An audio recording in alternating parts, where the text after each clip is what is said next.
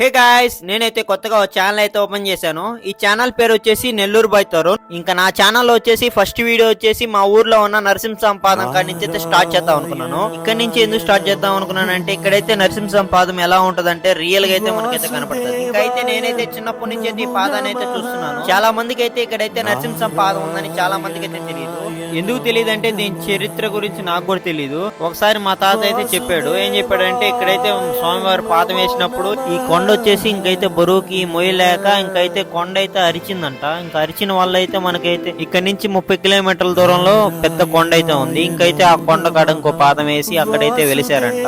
Next వీడియోలో వచ్చేసి మీకు అక్కడికి కూడా వెళ్ళి మీకు అక్కడ ఎలా ఉందో పాదం అయితే మీకైతే వీడియో అయితే అప్లోడ్ చేస్తాను. సత్యస్వరూపుడా అన్నిటాంతటా నువ్వే నిండగా